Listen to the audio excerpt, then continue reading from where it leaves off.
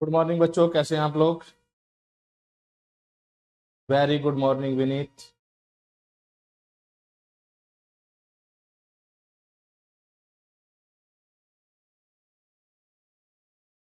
Good morning Satish.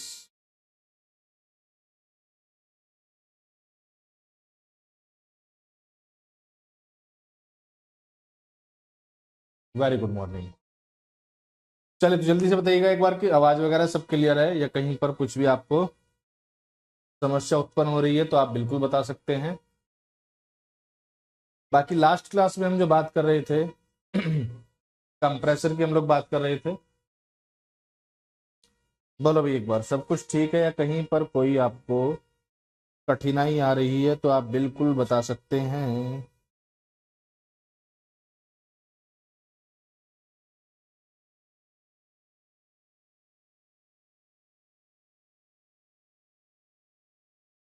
Very good morning Lalit. Good morning Kavindra. Very good morning.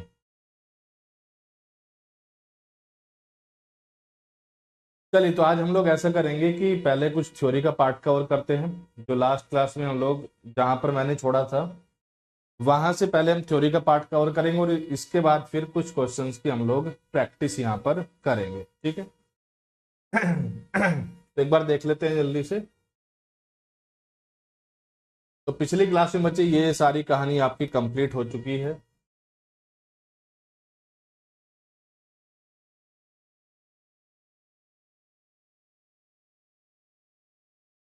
चलिए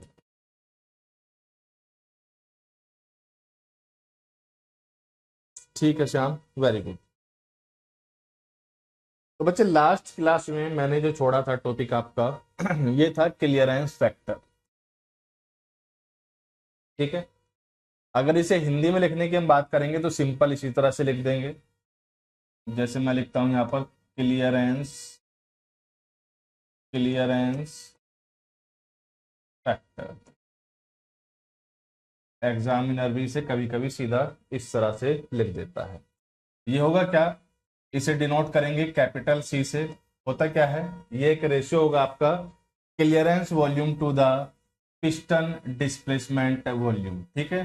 ये एक ratio होगा किसका, clearance volume volume upon piston का विस्थापित आयतन या वॉल्यूम, ठीक है। तो capital C is equal to यहां से हो जाता है VC upon VS. It is the ratio of clearance volume VC to the piston displacement volume. इसकी जरूरत कहां पर पड़ती है बाजी, जब हम एफिशिएंसी निकालते हैं तो वहां पर हमें जरूरत पड़ती है वॉल्यूमेट्रिक एफिशिएंसी, ठीक है। वॉल्यूमेट्रिक एफिशिएंसी का एक फॉर्मूला तो ये होता है, एक फॉर्मूला इससे भी बड़ा होता है, ठीक है। उसकी बात बाद में करेंगे। तो आपको भी याद रखना है सिंपल की क्लियरेंस फैक्टर होता क्या है, ratio of the clearance volume VC upon VS is called as the clearance factor, और इसे डिनोट करते हैं कैपिटल सी से। तो capital C is equal to VC upon VS. चलिए फिर बच्चे इसके बाद एक टर्म यूज करता है कंप्रेशन कैपेसिटी, ठीक है। Compression capacity, compression capacity. देखिए कंप्रेशन के बारे में हम सभी जानते हैं, कंप्रेशन क्या होता है, संपीड़न करना, ठीक है। और कैपेसिटी हो जाएगी क्षमता, तो संपीड़न क्षमता।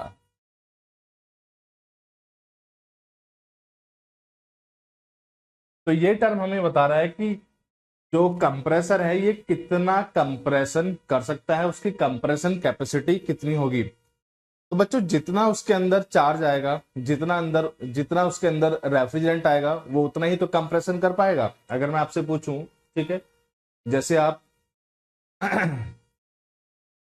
मैं सिंपल कहूं कि इस मार्कर में, ठीक है, ये कोई मार्कर है या कोई पेन है, इसमें इंक कितनी आएगी, तो जितना बड़ा इसका रिफिल होगा उतनी इंक आएगी, ठीक है। तो उसी तरह से जो सक्शन वॉल्यूम होता है वही क्या होती है, एक कंप्रेशन की कैपेसिटी, एक कंप्रेसर की कंप्रेशन कैपेसिटी होती है, ठीक है। जितना उसके अंदर चार्ज आएगा उतने का ही वो क्या करता है, कंप्रेशन करता है।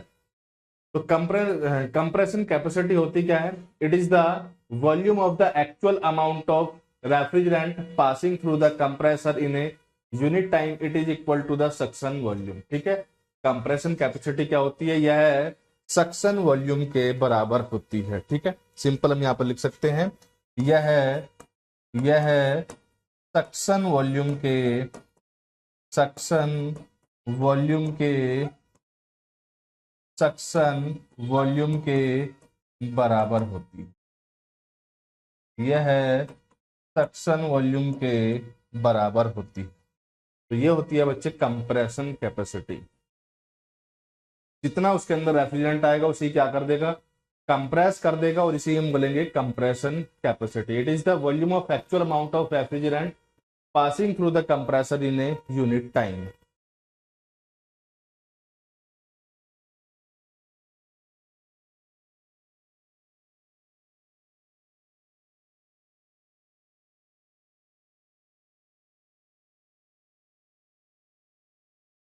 ठीक है, और क्या लिख सकते हैं इसके बारे में, एक इकाई समय में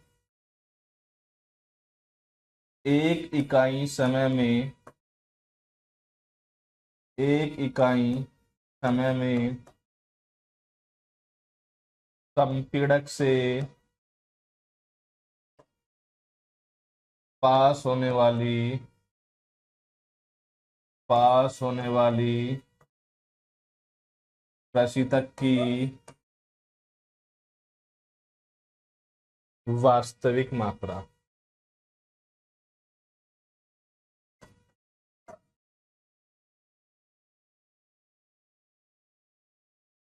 ठीक है, तो ये भी क्या हो जाएगी, कंप्रेशन कैपेसिटी। ठीक है, तो clearance factor capital C is equal to VC upon VS.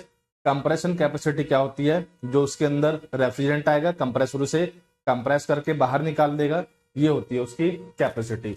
Last में बच्चे आता है वॉल्यूमेट्रिक एफिशिएंसी, नीटा वी, इसे हम डिनोट करते हैं नीटा वॉल्यूमेट्रिक से। ये होता क्या है, ये एक रेशियो होगा suction volume to the piston swept volume. ठीक है, ये एक रेशियो होता है क्या, suction volume to the piston swept volume, यानी कि वीएस। ठीक है, तो वी सक्शन अपॉन वीएस, ये होती है आपकी volumetric efficiency.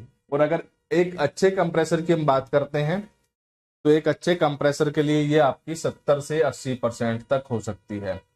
The volumetric efficiency of a good compressor is 70 to 80%। ठीक है, एक अच्छे संपीड़क की वॉल्यूमेट्रिक एफिशिएंसी को क्या बोलते हैं इंग्लिश में, हिंदी में भाई, दक्षता। दक्षता 70 से 80% तक होती है। और ये होती क्या है, सक्शन वॉल्यूम अपॉन वीएस आपका होता है स्वेप्ट वॉल्यूम। इन दोनों का जो रेशियो होता है, ये हमें देता है नीटा वॉल्यूमेट्रिक, यानी कि वॉल्यूमेट्रिक एफिशिएंसी। बोलो भाई, इतनी बात आपको समझ में आती है।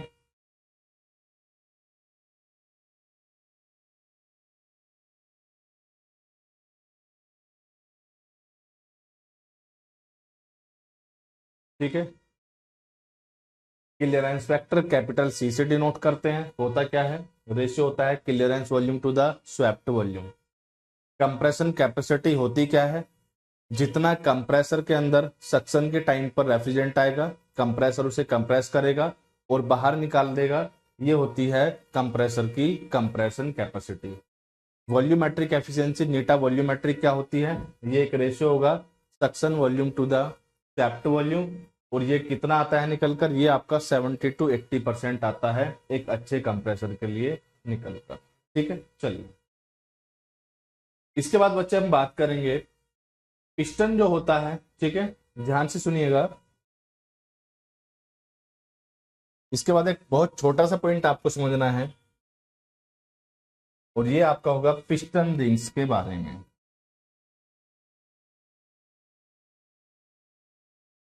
देखना बच्चे ध्यान से। तो बच्चे ये बाहर की तरफ मैंने जो बनाया था ये होता है सिलेंडर, आप सभी लोग जानते होंगे, ये होता है सिलेंडर, ठीक है। अब सिलेंडर के ऊपर, सिलेंडर के अंदर क्या लगा होता है, पिस्टन लगा होता है इस तरह से, और पिस्टन पर बच्चे इस तरह से बने होते हैं ग्रूव्स। ये इसके अंदर पिस्टन लगा हुआ है और पिस्टन पर बने होते हैं क्या, ग्रूव्स, ठीक है। और यहां पर कहीं लगी होती है पिस्टन पिन, जिसे और भी हम क्या बोलते हैं, गजन पिन भी बोला जाता है, ठीक है। तो एक बार सारे नाम फिर से मैं लिख देता हूं। बाहर की तरफ जो है इसे हम बोलते हैं सिलेंडर, ये आपका होता है सिलेंडर, ठीक है, इसे हम बोलते हैं सिलेंडर। अंदर की तरफ लगा हुआ है आपका पिस्टन,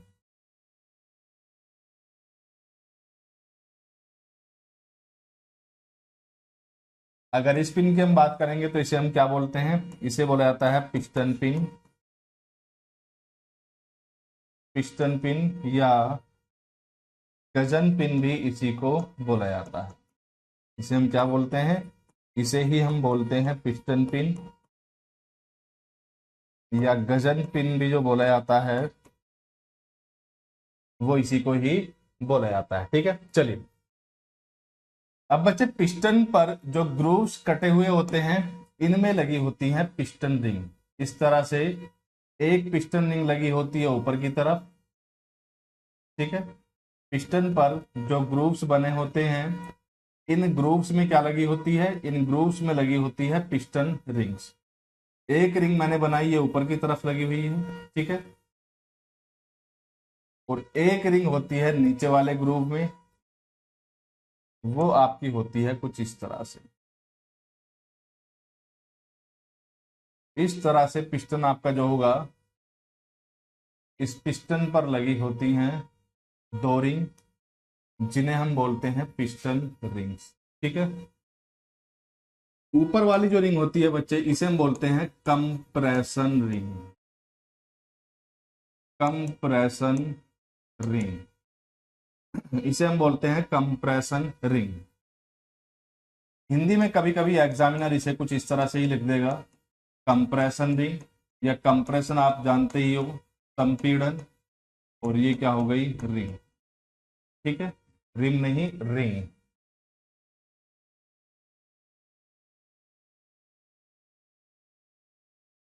तो ये आपकी हो गई रिंग। बोलो भाई, ध्यान से देखते रहना, काफी क्वेश्चन आपके इस पॉइंट से क्लियर हो जाएंगे।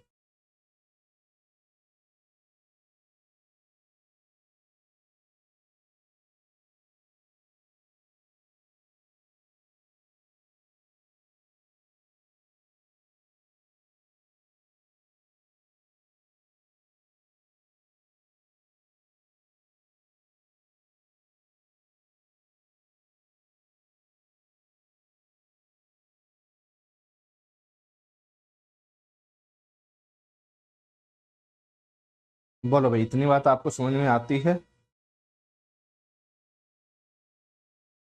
ठीक है। तो मैंने आपको बताया कि पिस्टन जो होगा, पिस्टन पर ऊपर की तरफ एक रिंग होती है जिसे हम बोलती हैं कंप्रेशन रिंग, ठीक है। इसी तरह से नीचे की तरफ जो रिंग होती है इसे बोला जाता है ऑयल रिंग, इसे हम बोलते हैं ऑयल रिंग, ऑयल रिंग। ऊपर की तरफ एक रिंग जिसे हमने कहा कंप्रेशन रिंग, और नीचे की तरफ एक रिंग जिसे हमने कहा ऑयल रिंग, ठीक है। इन दोनों के ही अगर हम नाम की बात करते हैं तो इन दोनों को ही क्या बोला जाता है, पिस्टन रिंग्स, ठीक है। इन दोनों को ही क्या बोला जाता है, पिस्टन रिंग्स। तो अगर मैं आपसे कहूं कि पिस्टन रिंग्स कितने प्रकार की होती हैं, इन दोनों को ही कहा जाता है पिस्टन रिंग्स। अगर मैं आपसे बोलूं कि पिस्टन रिंग्स कितने प्रकार की होती हैं, तो आप बोलोगे कि ये टू टाइप्स की होती हैं, ये टू टाइप्स की होती हैं। एक इसमें आपकी होती है कंप्रेशन रिंग, एक इसमें आपकी होती है कंप्रेशन रिंग, और दूसरा इसमें आपकी होती है ऑयल रिंग। अगर मैं आपसे कहूं कि पिस्टन रिंग्स कितने प्रकार की होती हैं, तो आप बोलोगे कि पिस्टन रिंग्स 2 प्रकार की होती हैं। अब बात आती है कि ये 2 प्रकार कौन कौन से होते हैं। तो एक बच्चे इसमें होती है कंप्रेशन रिंग और एक इसमें होती है ऑयल रिंग। ठीक है, इसके बाद बात आती है कि ये कंप्रेशन रिंग क्या करती है और ऑयल रिंग क्या करती है। ठीक है, तो बच्चे होता क्या है, देखिएगा बच्चे, अगर हम बात करेंगे यहाँ पर कंप्रेशन स्ट्रोक की, जो कि आपका पीडीसी से टीडीसी की तरफ होता है, ये आपका कंप्रेशन स्ट्रोक होगा। और इस स्ट्रोक में हम क्या करते हैं, जो आपका रेफ्रिजरेंट है इसे कंप्रेस करते हैं बहुत ज्यादा प्रेशर पर। और हमें पता है कि पिस्टन को हम सिलेंडर के साथ नहीं चिपका सकते हैं, अदरवाइज फ्रिक्शन इतना ज्यादा होगा, घर्षण इतना ज्यादा होगा कि यहां पर चीजें बहुत ज्यादा बेकार हो सकती हैं। ठीक है, तो पिस्टन के बीच में और सिलेंडर के बीच में एक छोटा सा गैप रखा जाता है, क्लियरेंस रखा जाता है, ताकि पिस्टन आपका सिलेंडर से ना टकराए। लेकिन ये गैप हमने यहां पर छोड़ दिया। ठीक है, इसके बाद भी समस्या आती है। तो जैसे जैसे ऊपर रेफ्रिजरेंट का प्रेशर बढ़ने लगेगा, वो साइड से लीक कर सकता है। ठीक है, वो क्या कर सकता है, साइड से लीक कर सकता है। तो रेफ्रिजरेंट के लीकेज को रोकने के लिए हम यूज करते हैं कंप्रेशन रिंग का। ठीक है, तो मोटे मोटे शब्दों में आपसे कह सकता हूं कि पिस्टन और सिलेंडर के बीच में से रेफ्रिजरेंट लीक ना हो पाए, इसलिए हम इस्तेमाल करते हैं कंप्रेशन रिंग का। ठीक है, तो यह किसका काम करती है, यह लीकेज को रोकने का काम करती है। यह लीकेज को रोकने का काम करती है। यह लीकेज को रोकने का काम करती है। ठीक है, अगर एग्जामिनर आपसे पूछता है कि कंप्रेशन रिंग किस चीज का काम करती है, तो आप बोलोगे कंप्रेशन रिंग लीकेज को रोकने का काम करती है। ठीक है, क्योंकि जैसे जैसे हम रेफ्रिजरेंट को दबाते जाएंगे, इसका प्रेशर इंक्रीज करेगा और यह पिस्टन और सिलेंडर के बीच में से क्या कर सकता है, लीक कर सकता है। ताकि ये इन दोनों के बीच में से लीक ना करे, इसलिए हम इस्तेमाल करते हैं कंप्रेशन रिंग का।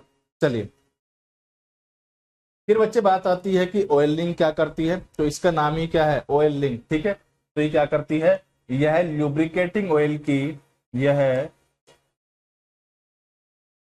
ल्यूब्रिकेटिंग ऑयल की एक पतली फिल्म, एक पतली परत बनाती है और बचे हुए ऑयल को खींचकर ऑयल संप में ले जाती है। ठीक है, ल्यूब्रिकेटिंग ऑयल की पतली परत बनाती है और ज्यादा ऑयल को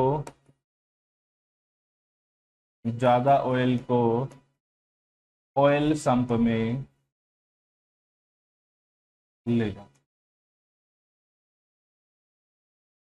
तो जो एक्सेस ऑयल होगा यहां से, ये खींचकर क्या करेगी, इसे ऑयल संप में लेकर चली जाती है। ठीक है, तो मेनली इसका नाम ही क्या है, ऑयल। तो ल्यूब्रिकेटिंग ऑयल के साथ जितना भी काम होगा, ये आपकी करती है ऑयल रिंग। ठीक है, और कंप्रेशन रिंग किसका काम करती है, लीकेज को रोकने का काम करती है। तो 2 प्रकार की रिंग हमारी यहाँ पर होती है, एक आपकी होती है कंप्रेशन रिंग और एक आपकी होती है ऑयल रिंग। बोलो भाई, इतनी बात आपको समझ में आती है या इसमें कहीं डाउट है।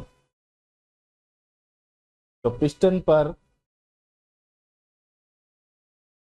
लगी होती है 2 प्रकार की रिंग, एक आपकी होती है कंप्रेशन रिंग और एक आपकी होती है ऑयल रिंग।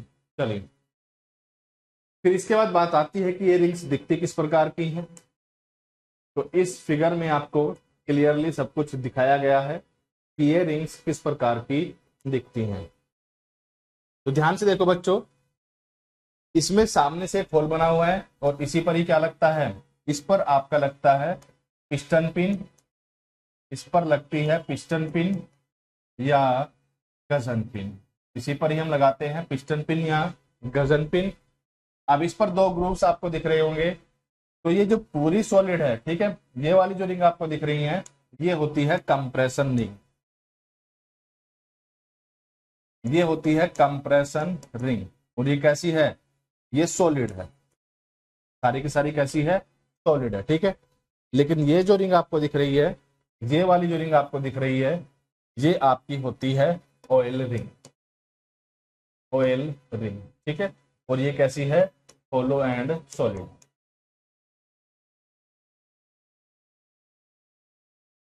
ये वाली जो रिंग है ये भी आपकी कंप्रेशन रिंग है, ठीक है, क्योंकि नंबर ऑफ रिंग्स, कितना कंप्रेशन हमें करना है, कितना कंप्रेसर का साइज है उस पर डिपेंड करती है, ठीक है। देखिए टाइप ऑफ रिंग दो ही है, अगर हम बात करें टाइप ऑफ रिंग्स की यानी कि रिंग्स के प्रकार की, वो दो ही है, एक आपकी कंप्रेशन रिंग है और एक आपकी ऑयल रिंग है। लेकिन नंबर ऑफ रिंग्स की हम बात करते हैं तो ये आपका ज्यादा भी हो सकता है, ठीक है। जनरली जो आपका इस्तेमाल किया जाता है, ठीक है, अगर मैं आपसे कहूं कि जनरली क्या कॉम्बिनेशन हम यूज करते हैं नंबर ऑफ रिंग्स का, तो दो हम कंप्रेशन रिंग इस्तेमाल करते हैं, दो कंप्रेशन रिंग का इस्तेमाल किया जाता है और एक ऑयल रिंग का इस्तेमाल जनरली किया जाता है। तो अगर नंबर ऑफ रिंग्स की बात करता है तो ये आमतौर पर हम 3 नंबर ऑफ रिंग्स का कॉम्बिनेशन इस्तेमाल करते हैं। लेकिन अगर हम टाइप ऑफ रिंग्स की बात करते हैं, रिंग्स के प्रकार की बात करते हैं, तो ये दो प्रकार की होती है, एक आपकी होती है कंप्रेशन रिंग और एक आपकी होती है ऑयल रिंग। बोलो भाई, इतनी बात आपको समझ में आती है या इसमें कोई कंफ्यूजन है?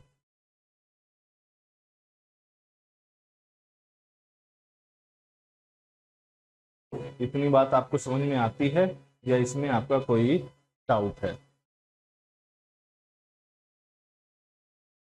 चलिए वेरी गुड, ठीक है। तो फिर थोड़ा सा आगे बढ़ते हैं। तो ये आप देख सकते हो सब कुछ इस फिगर में। तो आपको इसमें गजन पिन भी दिखाई गई है किस तरह से होती है, गजन पिन लगती कहाँ है। ये आपकी स्क्रैपर रिंग है, स्क्रैपर रिंग का ही नाम क्या होता है, स्क्रैपर रिंग को ही हम बोल देते हैं ऑयल रिंग्स। ये क्या करती है, ऑयल को स्क्रैप करके ऑयल संप में लेकर जाती है, ठीक है। चलिए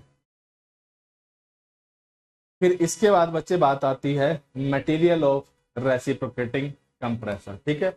रेसिप्रोकेटिंग कंप्रेसर में जो अलग अलग कंपोनेंट होते हैं इनके क्या क्या मटेरियल हो सकते हैं, ठीक है। चलिए तो बच्चे अगर हम बात करेंगे सिलेंडर की, तो सिलेंडर के लिए ज्यादातर जो मटेरियल का इस्तेमाल किया जाता है, अगर हम बात करेंगे सिलेंडर की, तो सिलेंडर के लिए अधिकतर जो मटेरियल हम इस्तेमाल करते हैं ये आपका होता है कास्ट आयरन, ये आपका होता है कास्ट आयरन, या इसे हिंदी में हम कह सकते हैं ढलवा लोहा।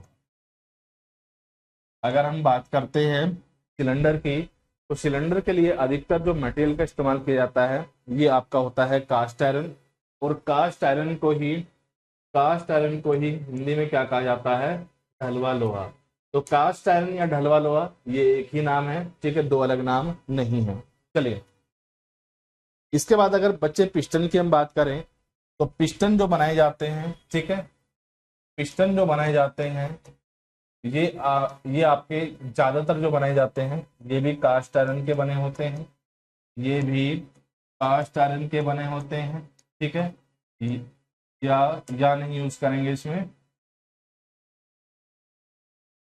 ठीक है। कोमा एल्यूमिनियम के भी पिस्टन आपको देखने को मिल सकते हैं,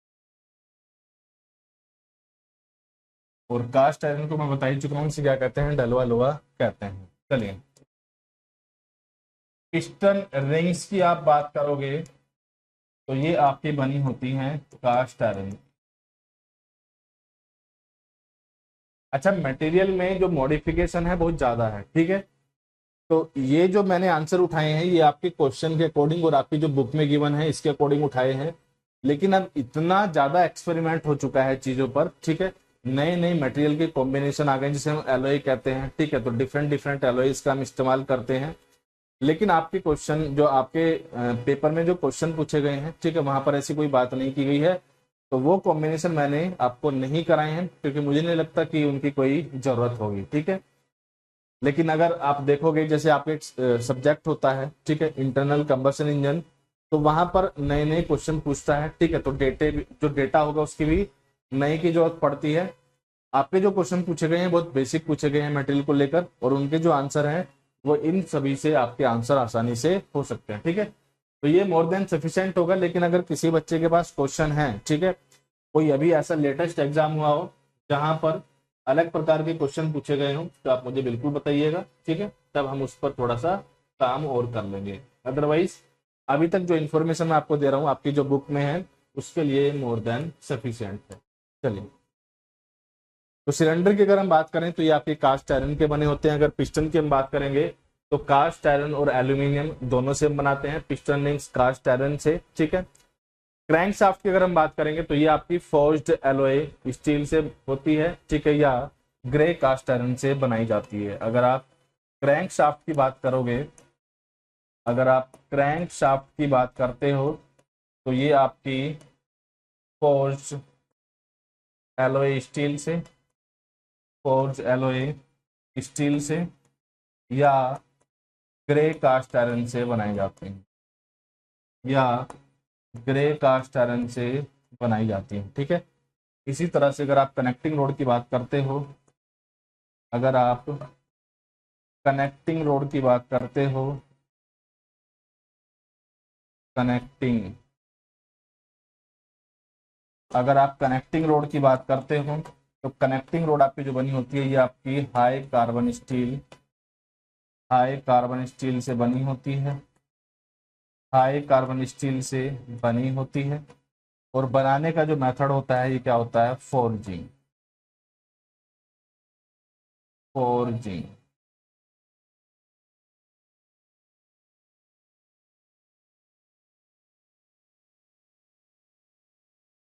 हिंदी का वर्ड हो सकता है लिखने में गलत हो, लेकिन आप समझ सकते हो, इसे फोर्जिंग से हम बना सकते हैं।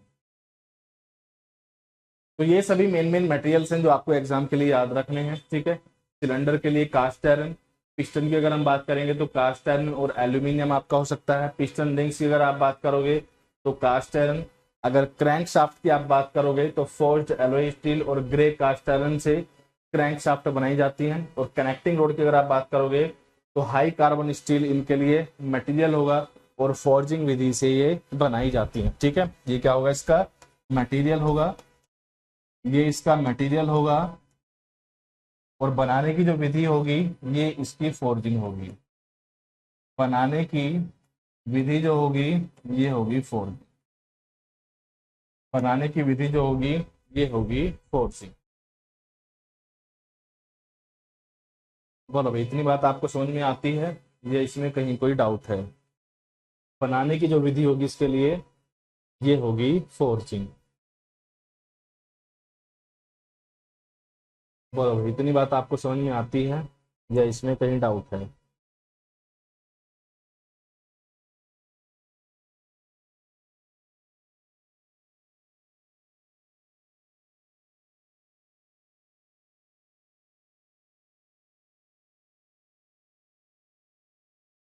चलिए, वेरी गुड। ठीक है, एक बार देखो जल्दी से यहाँ तक, फिर आगे बढ़ते हैं।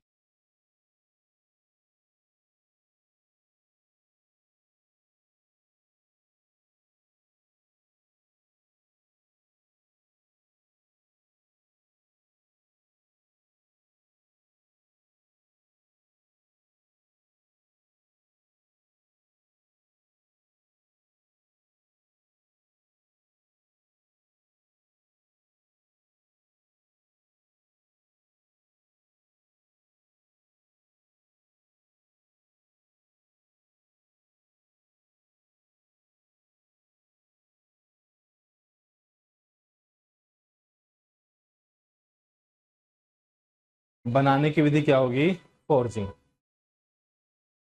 चलिए आगे बढ़ते हैं। फिर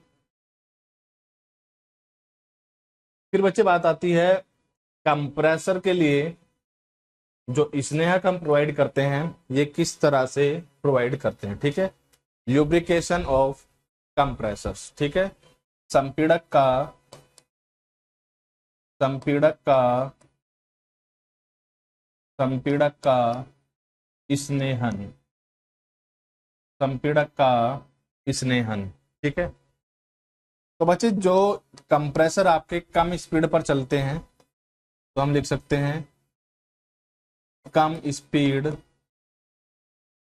कम स्पीड संपीड़क के लिए, संपीड़क के लिए, कम स्पीड संपीड़क के लिए तो ये आपका होता है स्प्लैश स्प्लैश स्प्लैश स्नेहन। कम स्पीड संपीड़क के लिए आपका होता है स्प्लैश स्प्लैश, ठीक है, स्नेहन। और अगर हम बात करेंगे ज्यादा स्पीड संपीड़क के लिए, ज्यादा स्पीड संपीड़क के लिए, ज्यादा स्पीड संपीड़क के लिए, तो ये आपका होता है फोर्स्ड फीड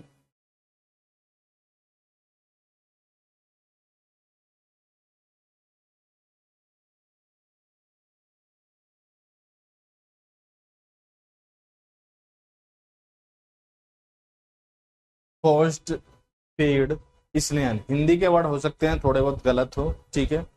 अब ये वोकैबुलरी की क्लासेस नहीं है कि आप बिल्कुल इसमें दिमाग लगाकर बैठ जाओ कि भाई हिंदी के भी वर्ड गलत हैं, क्योंकि हिंदी की प्रैक्टिस थोड़ी सी कम है, तो इसीलिए कहीं कहीं पर गलती हो जाती है, ठीक है। तो ऐसा नहीं है कि आप इसके लिए बिल्कुल एकदम दिल से लगाकर बैठ जाओ कि सर ये तो आपने गलत लिखा है। हो सकता है सही भी हो और हो सकता है गलत भी हो।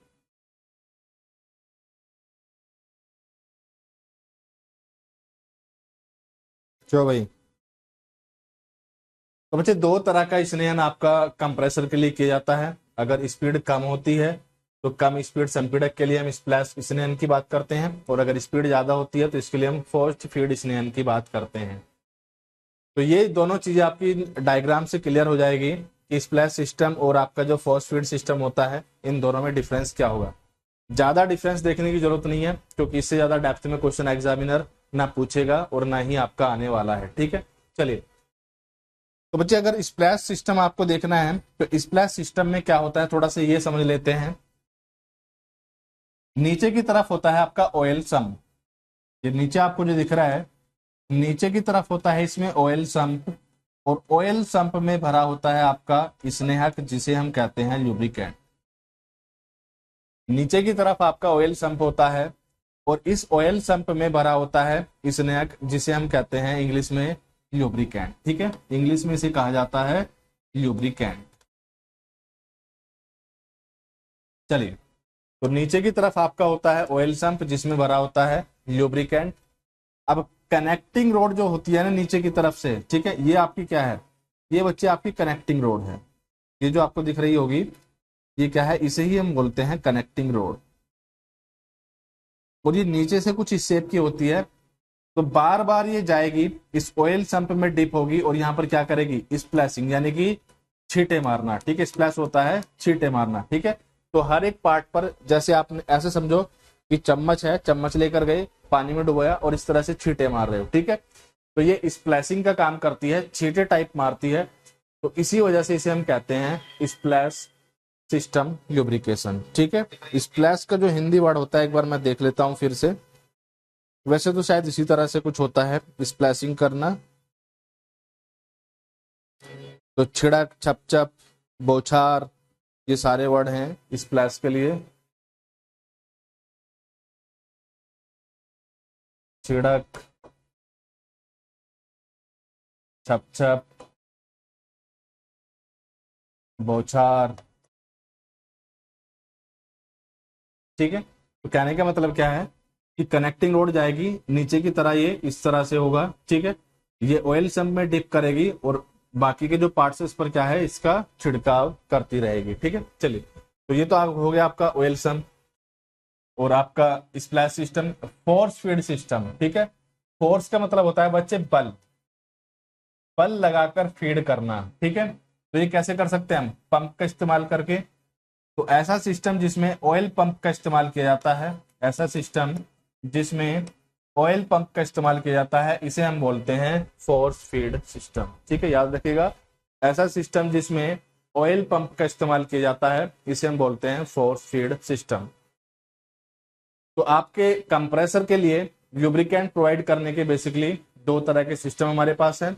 अगर स्लो स्पीड कंप्रेसर की हम बात करते हैं तो ये आपका होता है स्प्लैश लुब्रिकेशन, और अगर हाई स्पीड कंप्रेसर की हम बात करते हैं तो ये आपका होता है फोर्स फीड लुब्रिकेशन, ठीक है। दो तरह के लुब्रिकेशन सिस्टम हमारे पास है। और ये दोनों ही आपको याद रखने हैं। स्प्लैश सिस्टम आपका स्लो स्पीड कंप्रेसर के लिए, ये आपका हो गया स्लो स्पीड कंप्रेसर के लिए, स्लो स्पीड कंप्रेसर के लिए। और अगर इसकी आप बात करोगे, ये आपका हो जाता है हाई स्पीड कंप्रेसर के लिए, ये आपका हो जाता है हाई स्पीड कंप्रेसर। तो दो तरह के लुब्रिकेशन सिस्टम हमारे पास है, स्प्लैश लुब्रिकेशन सिस्टम और दूसरा हमारे पास है फोर्स फीड लुब्रिकेशन सिस्टम। देखो यहां तक, फिर आगे बढ़ते हैं। क्यों भाई विनीत बाबू, इतनी बात आपको समझ में आती है? कुछ नहीं है बच्चे, सिंपल थ्योरी है, ठीक है। हमें डेटा और इंफॉर्मेशन इकट्ठी करनी है, इसके अलावा इस चैप्टर में कोई ऐसा बहुत बड़ा कॉन्सेप्ट है नहीं। क्लियर है? बोलो भाई क्लियर है, इतनी बात आपको समझ में आती है?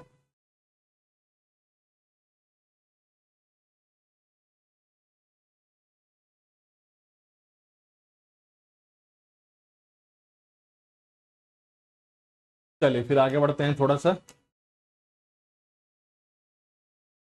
इसके बाद बच्चे बात आती है कि जो ऑयल हम यूज करते हैं, जो ल्यूब्रिकेंट हम यूज करते हैं, जो स्नेक हम यूज करते हैं, ठीक है, तो ये एक कंप्रेसर में क्या क्या काम करता है, ठीक है। तो नेक्स्ट हमारा है oil has to be used in the reciprocating compressor for the following purposes, ठीक है। प्रत्यगामी संपीड़क में निम्नलिखित उद्देश्यों के लिए तेल का उपयोग किया जाता है, और तेल से बेसिकली यहां पर मतलब है ल्यूब्रिकेंट का, ये मतलब है यहां पर ल्यूब्रिकेंट का, और जिसे हिंदी में बोला जाता है स्नेहक, ठीक है। तो बच्चे एक ल्यूब्रिकेंट जो होता है, सबसे पहला यह फ्रिक्शन को कम करता है, यानी कि घर्षण को कम करता है। तो जैसे कि मैंने आपको बताया कि पिस्टन का डायरेक्ट कांटेक्ट तो नहीं है सिलेंडर के साथ, लेकिन रिंग्स का तो है ना, तो फ्रिक्शन बिल्कुल होगा।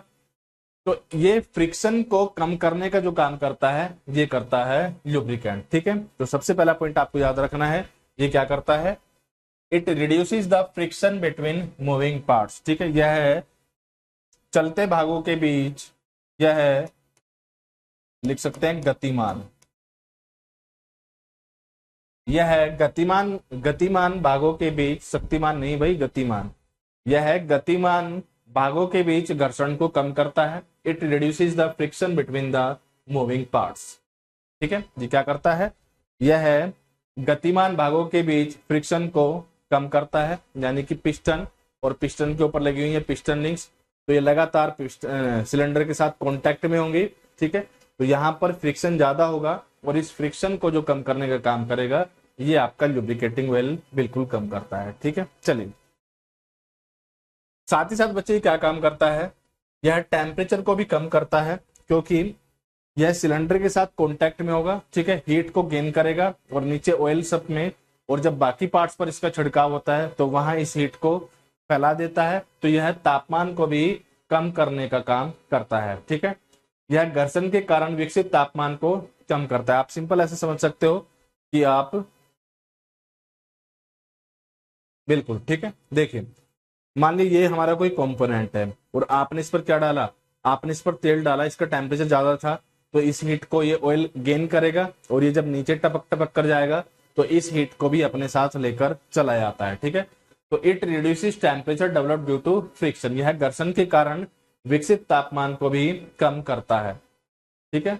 It makes the compression run smoothly, यह कंप्रेसर को सुचारू रूप से चलाने में मदद करता है, ठीक है। तो फ्रिक्शन कम होगा, कंप्रेसर आपका आसानी से वर्क करता रहेगा। तो ये सारे काम होते हैं एक लुब्रिकेंट के, लेकिन इसमें जो मेन काम होता है वो क्या होता है, फ्रिक्शन को कम करना, यानी कि घर्षण को कम करना। क्वेश्चन आपका जो मोस्टली बनता है वो फ्रिक्शन को लेकर ही बनता है, और आपको ये सीधा याद रखना है कि एक अच्छा लुब्रिकेंट क्या करता है, फ्रिक्शन को कम करने का काम करता है, यानी कि घर्षण को कम करने का काम करता है, ठीक है। चलिए, इसके बाद फिर आगे बढ़ते हैं थोड़ा सा। अब अगले पॉइंट में कहता है कि एक अच्छे लुब्रिकेंट में, एक अच्छे स्नेक में क्या क्या गुण होने चाहिए, ठीक है। आगे कहता है कि एक अच्छे लुब्रिकेंट में, एक अच्छे स्नेहक में क्या क्या गुण होने चाहिए? एक अच्छे स्नेहक में क्या क्या गुण होने चाहिए? तो बच्चे देखिए, यहां पर जो हम कंप्रेसर यूज कर रहे हैं ना, ये आपका किस लिए यूज हो रहा है? ठीक है, ये आपका यूज हो रहा है रेफ्रिजरेशन एंड एयर कंडीशनिंग में, ठीक है, यानी कि चीजों को ठंडा करने में। तो कंप्रेसर में आपका आता है, ठीक है, ये आपका कंप्रेसर लगा हुआ है।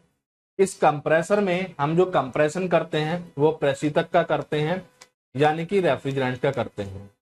अगर मैं आपसे कहूं कि कंप्रेसर में जो कंप्रेशन होता है वो किसका होता है? वो प्रशीतक का होता है, यानी कि रेफ्रिजरेंट का होता है, ठीक है। तो देखिएगा, तो यहां पर हम ल्यूब्रिकेटिंग ऑयल भी दे रहे हैं, तो यहां पर चांसेस होते हैं कि प्रशीतक के साथ आपका ल्यूब्रिकेटिंग ऑयल जाकर मिल जाता है।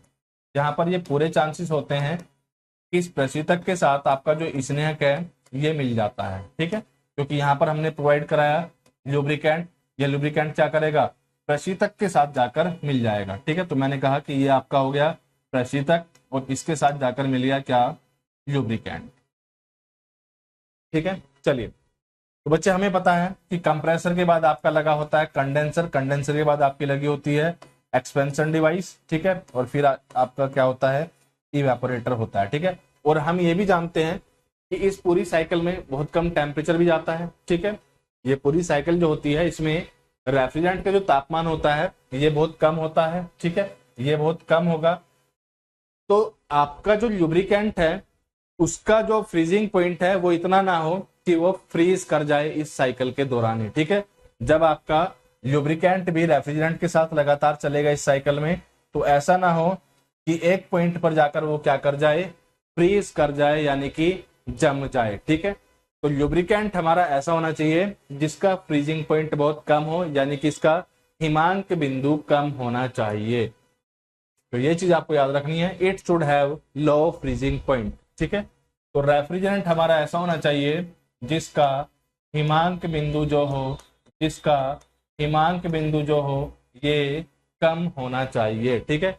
It should have low freezing point, ठीक है, इसका हिमांक बिंदु कम होना चाहिए। इसका हिमांक बिंदु भी लिख सकते हैं, ठीक है, तापमान भी लिख सकते हैं। इसका हिमांक बिंदु कम होना चाहिए।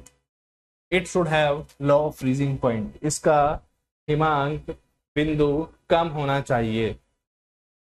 It should be well mixable with gas, ठीक है, इसका मतलब क्या है कि यह आपके प्रशीतक के साथ आसानी से मिल जाना चाहिए। यह आपके प्रशीतक के साथ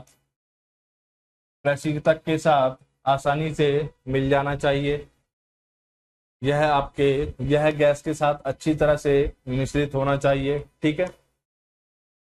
तीसरा पॉइंट कहता है यह पर्याप्त चिपचिपाहट का होना चाहिए ताकि सिलेंडर और पिस्टन के बीच को निकासी को संतोषजनक ढंग से सील कर सके, ठीक है। चिपचिपापन से बच्चे यहाँ पर मतलब है, एक वर्ड हम यूज करते हैं विस्कोसिटी, विस्कोसिटी, जिसे हिंदी में बोला जाता है श्यानता या चिपचिपापन, जैसे कि यहाँ पर लिखा हुआ है चिपचिपापन या गाढ़ापन भी आप कहीं कहीं पर इसे देख सकते हो। तो विस्कोसिटी आप पहले से पढ़कर ही आए होंगे, ये ऐसा मानकर चलता हूं मैं, लेकिन फिर भी बता देता हूं विस्कोसिटी क्या होती है। विस्कोसिटी होती है फ्यूल का गाढ़ापन, ठीक है, रेजिस्टेंस टू फ्लो। तो विस्कोसिटी अगर ठीक ठाक है तो तभी जो एक लुब्रिकेटिंग ऑयल के जो जितने भी फंक्शन है वो परफॉर्म कर पाता है। जैसे फ्रिक्शन को कम करना, अगर विस्कोसिटी ठीक ठाक है तभी यह फ्रिक्शन को कम कर पाता है, ठीक है। हमने बात की सील करने की, लीकेज को रोकने की, ठीक है। तो ये काम भी है तभी ढंग से कर पाएगा जब इसकी विस्कोसिटी ठीक ठाक होगी। It should be of enough viscosity so that it may be able to satisfactorily seal the clearance between the cylinder and piston, ठीक है। सील करने से मतलब यहाँ पर क्या है? सील करने से यहाँ पर मतलब है लीकेज को रोकने का। जैसे कि मैंने आपको बताया था कि ये लीकेज को रोकने का काम करता है, तो वही क्या होता है? सील करना या सीलिंग, लीकेज को रोकने का काम करता है। ये क्या करता है? लीकेज को रोकने का काम करता है, और लीकेज को रोकना ही क्या कहलाता है? इसे ही हम कहते हैं सीलिंग। लीकेज को रोकना ही क्या कहलाता है, ये आपका कहलाता है सीलिंग। बोलो भाई, इतनी बात आपको समझ में आती है? लीकेज को रोकना ही कहलाता है सीलिंग, ठीक है। तो इसका फ्रीजिंग पॉइंट कम होना चाहिए, यह रेफ्रिजरेंट के साथ आसानी से मिल जाना चाहिए, इसकी विस्कोसिटी ठीक ठाक होनी चाहिए। बाकी it should B pure and free from moisture, इसमें नमी नहीं होनी चाहिए, ठीक है। और साथ ही साथ कैसा होना चाहिए, शुद्ध होना चाहिए। नमी का कारण भी आप समझ सकते हो, नमी होती है पानी, ठीक है, और पानी फ्रीज कर जाता है 0 डिग्री सेल्सियस पर। तो जैसे ये तापमान आएगा साइकिल में फ्रीज कर जाएगा, पूरी साइकिल को क्या कर सकता है, चोक कर सकता है, ठीक है। तो it should have no action on metals parts, ऐसा ना हो कि जो आपके पूरे रेफ्रिजरेटिंग साइकिल में जो मटेरियल हम यूज कर रहे हैं या उसके साथ कोई केमिकल रिएक्शन कर दे, ठीक है, केमिकल एक्शन हो इसका, उसके साथ कोई रासायनिक क्रिया करने लगे। तो it should have no action on metal parts, ठीक है, ये ऐसा ना हो कि कंप्रेसर वगैरह के जो पार्ट्स हम यूज कर रहे हैं इस पर कोई नुकसान करे। It should with stand high temperature, ठीक है, और यह ऐसा होना चाहिए कि ज्यादा तापमान पर इसकी जो विस्कोसिटी होती है ये ना बदले, ठीक है। क्योंकि जनरली क्या होता है, जैसे जैसे किसी लुब्रिकेंट की हम तापमान बढ़ाते हैं उसकी विस्कोसिटी डिक्रीज करने लगती है, ठीक है। तो ज्यादा तापमान पर भी यह अच्छे से काम करना चाहिए। It should withstand high temperature, ठीक है। अदरवाइज तापमान बढ़ने से जो विस्कोसिटी होती है, जो श्यानता होती है, क्या करती है, डिक्रीज करने लगती है। एक बार हिंदी में आप देख सकते हो, यह शुद्ध और नमी से मुक्त होना चाहिए, कारण मैं आपको बता ही चुका हूं, ठीक है। धातु के पुर्जों पर इसका कोई प्रभाव नहीं होना चाहिए, ठीक है। इसे उच्च तापमान का सामना करना चाहिए, क्योंकि तापमान बढ़ने से कभी कभी क्या होता है, कभी कभी क्या, ये ऑलवेज ये होता है, ठीक है, लेकिन यहाँ पर विस्कोसिटी ज्यादा कम नहीं होनी चाहिए, ठीक है। तापमान बढ़ने से क्योंकि तापमान बढ़ने से श्यानता यानी कि विस्कोसिटी घट जाती है, क्योंकि तापमान बढ़ने से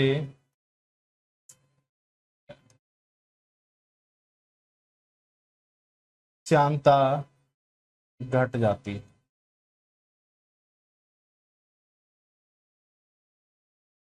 क्योंकि तापमान बढ़ने से विस्कोसिटी घट जाती है। बोलो भाई, इतनी बात आपको समझ में आती है? इतनी बात आपको समझ में आती है या नहीं आती है? क्योंकि तापमान बढ़ने से विस्कोसिटी घट जाती है, ठीक है। चलिए, तो ये बात तो होगी बच्चे आपके थ्योरी वाले पार्ट की, लेकिन थ्योरी के बाद भी आपकी काफी कहानी इसमें बची है, ठीक है। और वो क्या है, वो आपके क्वेश्चन को लेकर।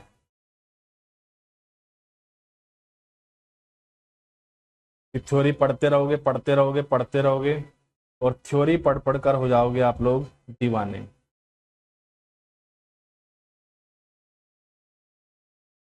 क्यों भाई, ऐसा लगता है या नहीं लगता है? देखिए, सिलेक्शन लेने के लिए बहुत सारी चीजें करनी पड़ती हैं, हम लोग जो कर रहे हैं ये तो बस स्टार्टिंग है, ठीक है। इसके अलावा भी आपकी बहुत मेहनत मायने रखती है। किसी बच्चे को लग रहा होगा कि सर 30 से 40 घंटे में सिलेबस करा देते हैं, तो बच्चे आप देख ही सकते हो कि इतनी सारी चीजें होती हैं, वो प्रैक्टिकली पॉसिबल है नहीं। कुछ लोग करा भी देते हैं, ठीक है। अब मुझे नहीं समझ में आता कि वो 30 से 40 घंटे में कैसे चीजों को कवर कर सकते हैं। आप देख ही सकते हो कि इतनी थ्योरी है, इतने क्वेश्चन है, तो मुझे कभी लगा नहीं इस चीज को लेकर कि 30 से 40 घंटे में आपका सिलेबस पूरा हो सकता है। तो थोड़ा सा टाइम ज्यादा लगेगा और लग भी रहा है, लेकिन मैक्सिमम चीज आपकी कवर हो जाए, ताकि आपकी तरफ से जो एफर्ट होगा ये कम हो। मेहनत आपकी ही होगी, ज्यादा मेहनत आपको करनी होगी, सिलेक्शन तभी ले पाएंगे। जितनी हम चीजें कर रहे हैं, मात्र इतनी चीजों से सिलेक्शन नहीं होने वाला है, ठीक है। अगर मेरिट लगती है आपकी 90 पर, तो 80 to 85 इतना पढ़कर आप ला सकते हो, ठीक है। लेकिन आपको चाहिए होता है 91 92, ठीक है, 90 से ऊपर ही चाहिए होगा। तो उसके लिए आपको थोड़ा सा अपना एफर्ट भी डालना होगा। क्वेश्चन की प्रैक्टिस स्टार्टिंग में करने से ही मैं आपको बोल रहा हूँ, ठीक है, शुरुआत से ही मैं आपको बोल रहा हूँ कि क्वेश्चन की प्रैक्टिस करते रहो। जो नहीं आते हैं सर्कल उन्हें करते रहो, और जब आपको टाइम मिले तो फिर आप क्या करो, कोई बुक पढ़ो, थ्योरी के लिए कोई बुक रेफर करो, और तब फिर से उन क्वेश्चन को लगाओ, तो सॉल्व हो जाते हैं, ठीक है। लेकिन कुछ लोग ऐसे होंगे कि जितना हम लोग क्लास में कर रहे हैं उतना ही कवर नहीं कर पा रहे होंगे, तो उनके लिए थोड़ी सी मुसीबत होगी।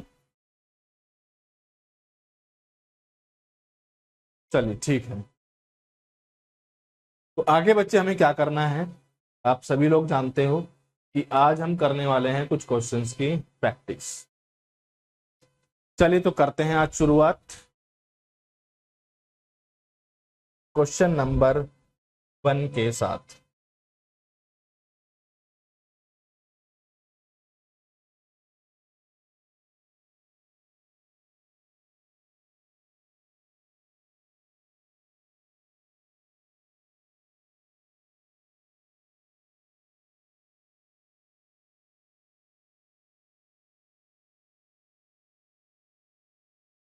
चलिए पहला क्वेश्चन जो है आपके सामने, ये पूरा हिंदी में है, ठीक है, तो मैं इसे थोड़ा सा इंग्लिश में लिख देता हूं। एक अच्छे स्नेहन ऑयल का गुण है, ठीक है, the properties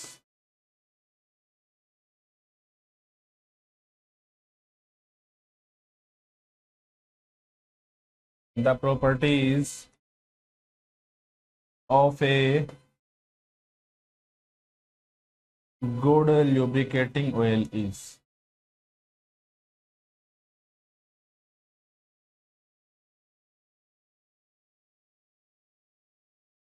the properties of a good lubricating oil is, ठीक है।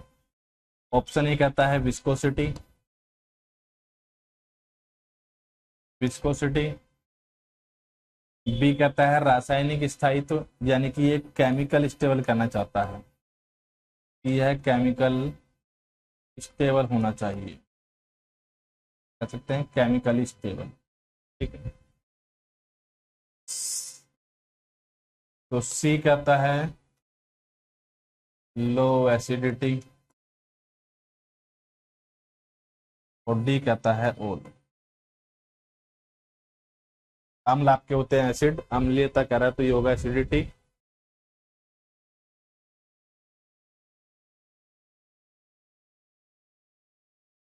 तो डी कहता है ओल। बोलो भाई क्या आंसर होगा।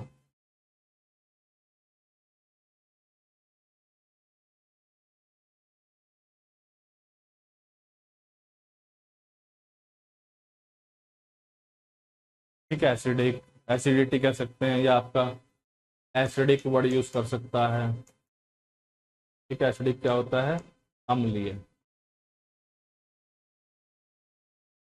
चलिए तो आपको याद रखना है कि अच्छे, अगर ल्यूब्रिकेटिंग ऑयल की हम बात करते हैं तो उसमें ये सभी जो गुण हैं, ये सभी प्रॉपर्टीज हैं, मौजूद होनी चाहिए।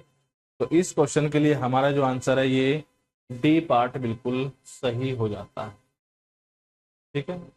एक अच्छे स्नेहन में क्या क्या गुण होने चाहिए, तो यहाँ पर डी पार्ट हमारा बिल्कुल सही हो जाता है। चलिए बढ़ते हैं फिर अपने नेक्स्ट क्वेश्चन की तरफ, और ये है आपका आज का नेक्स्ट क्वेश्चन।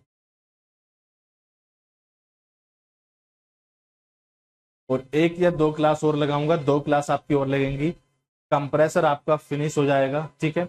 कंप्रेसर के बाद फिर हम करेंगे इवापोरेटर, कंडेंसर, और फिर आपका एक्सपेंशन डिवाइस। ये 4 चैप्टर आपके मेन हैं। जैसे ही ये कंप्लीट होगा फिर इसके बाद छोटे मोटे पार्ट्स आपके बचे हैं, उसमें ज्यादा टाइम हम लोगों को नहीं लगने वाला है, ठीक है।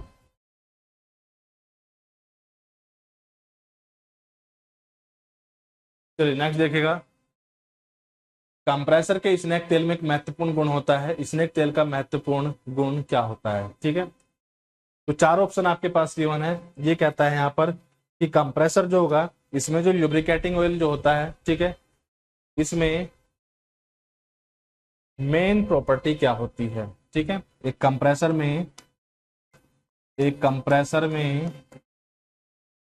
जो लुब्रिकेटिंग ऑयल हम इस्तेमाल करते हैं, जो लुब्रिकेटिंग ऑयल आप इस्तेमाल करते हो, ठीक है, इसकी मेन प्रॉपर्टी क्या होती है, इसकी मेन प्रॉपर्टी क्या होती है, तो आप क्या बोलोगे, इसकी मेन प्रॉपर्टी जो होती है ये होती है विस्कोसिटी। मेन प्रॉपर्टी जो होती है ये होती है विस्कोसिटी, ठीक है, वेरी गुड। आप अपने आंसर कॉपी पर लिखते रहना, ठीक है। आपके जो आंसर है आप अपने कॉपी पर करते रहो, ठीक है। बाद में मैं एक बार पूछ लूंगा किसके कितने सही हैं कितने गलत हैं, ठीक है। कविंद्र, ललित, श्याम, तो आपको आंसर करना है, करते रहो साथ ही साथ, या कॉपी पर लिखना है, जैसे भी आपको करना है करते रहो। चलिए, तो कंप्रेसर के स्नेक तेल में एक महत्वपूर्ण गुण होता है, स्नेक तेल का महत्वपूर्ण गुण क्या होता है, ठीक है। तो क्या मैंने आपको बताया, ये आपका होता है चिपचिपापन ये आपका होता है चिपचिपापन, जिसे हम बोलते हैं विस्कोसिटी, यानी कि इस क्वेश्चन के लिए हमारा सी पार्ट क्या है, बिल्कुल सही हो जाएगा। बोलो भाई, इतनी बात आपको समझ में आती है?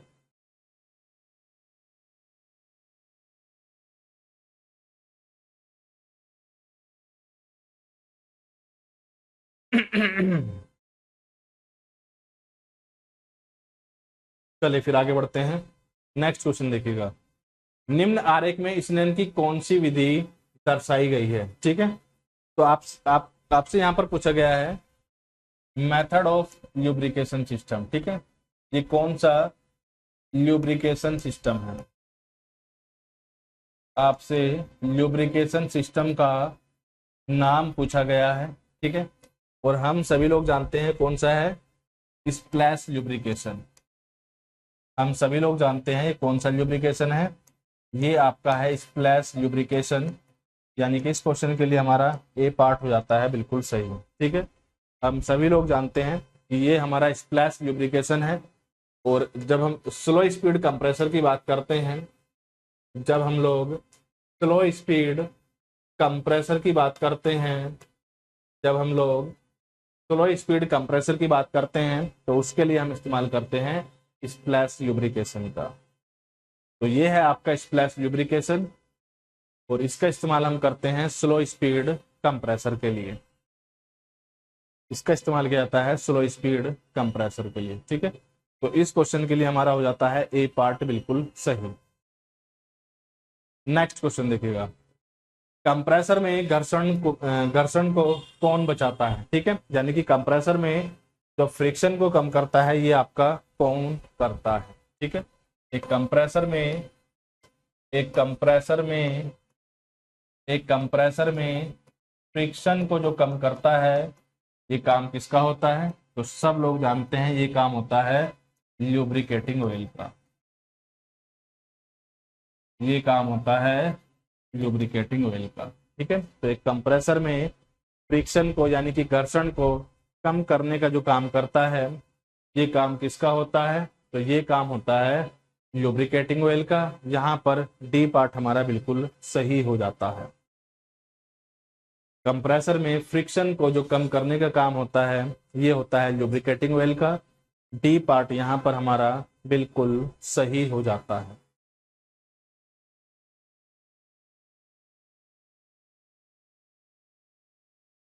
कंप्रेसर में फ्रिक्शन को जो कम करने का काम करता है, ये आपका लुब्रिकेटिंग ऑयल करता है, ठीक है। तो इसके लिए हमारा डी पार्ट बिल्कुल सही हो जाता है। और हो चुके हैं आपके 4 क्वेश्चन।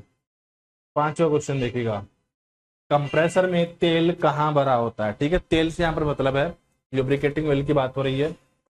तो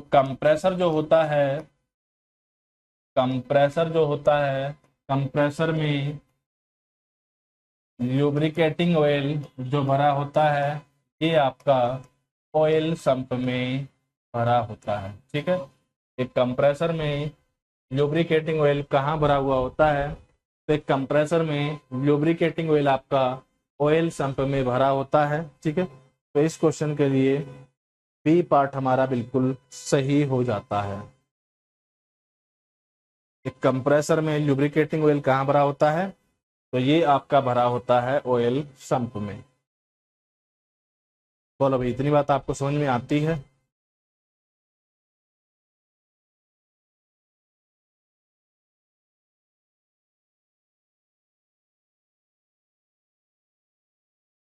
बोलो भाई, इतनी बात आपको समझ में आती है या कहीं पर कोई डाउट है? इजी क्वेश्चन है, ठीक है।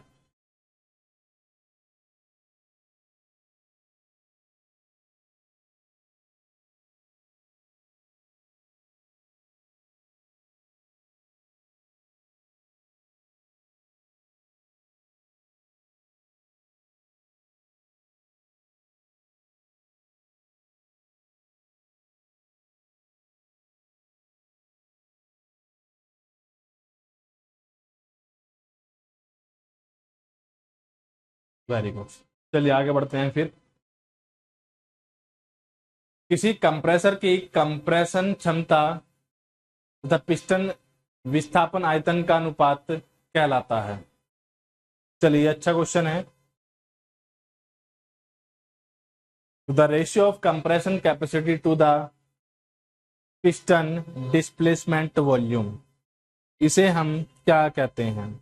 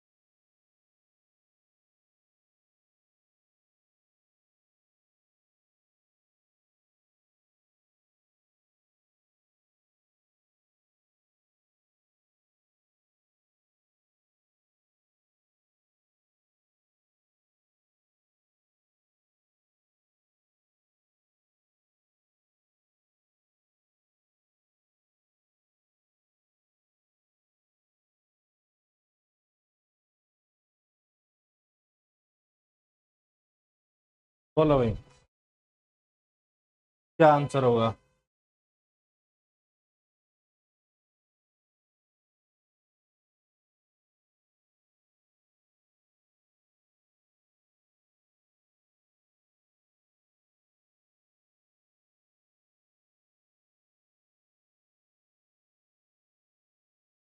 किसी कंप्रेसर की कंप्रेशन क्षमता तथा पिस्टन विस्थापन आयतन का अनुपात कहलाता है, इसे हम लोग क्या बोलते हैं?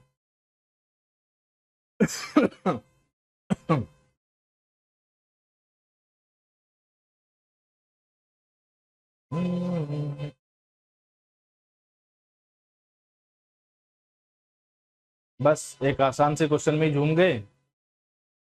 एक आसान से क्वेश्चन में ही झूम गए बाबू। तो बच्चे कंप्रेशन कैपेसिटी बेसिकली क्या होती है? कंप्रेशन कैपेसिटी आपकी होती है वी सक्शन, आज ही मैंने आपको बताया, ठीक है। और डिस्प्लेसमेंट वॉल्यूम क्या होती है? V S. तो इन दोनों का जो रेशियो होगा, यानी कि V suction upon V S की अगर हम बात करेंगे, तो ये क्या होती है? ये होती है यार वॉल्यूमेट्रिक एफिशिएंसी। ऑप्शन ये क्या होगा यहाँ पर? बिल्कुल सही होगा। आज ही तो बताया मैंने आपको। क्यों भाई? आज ही तो ये बात आपको बताई गई है। आज ही बताई और आज ही गायब हो गई। कैसे काम चलेगा दोस्तों ऐसे? आज ही मैंने आपको ये पॉइंट बताया और आज ही ये गायब हो गया, तो ऐसे कैसे काम चलेगा?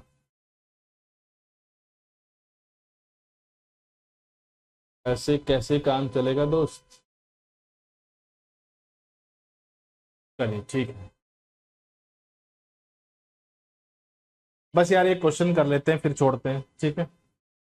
तो क्वेश्चन में आपको ऐसा कुछ ज्यादा दिमाग तो लगाना है नहीं, कि थ्योरी पढ़नी होती है तो दिमाग भी लगाना पड़ता है। नेक्स्ट क्वेश्चन देखिएगा। पूर्ण डिस्चार्ज दाब एवं पूर्ण सक्शन दाब का अनुपात कहलाता है, ठीक है। The ratio of absolute discharge pressure to the absolute suction pressure. The ratio of the absolute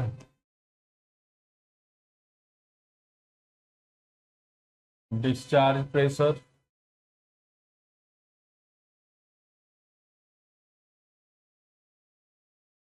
to the absolute suction pressure.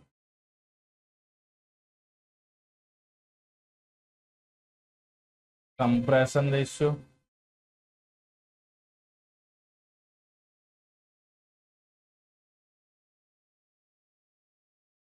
Compression efficiency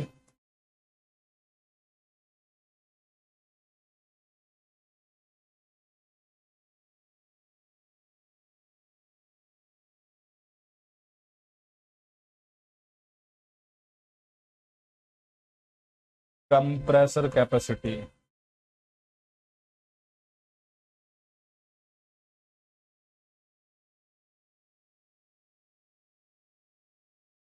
D कहता है नन।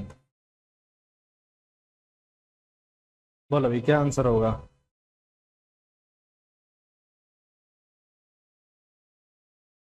पूर्ण डिस्चार्ज दाब एवं पूर्ण सक्शन दाब का अनुपात क्या कहलाता है।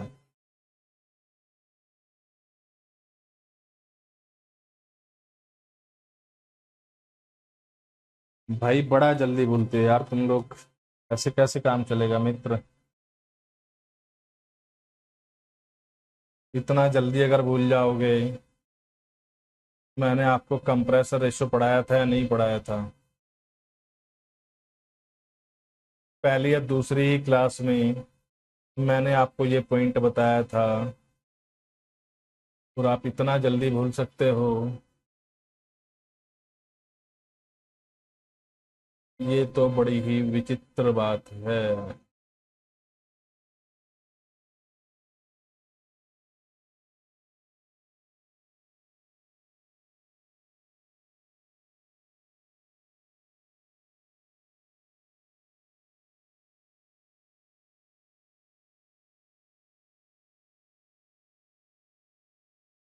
कुछ याद आया इसे देखकर।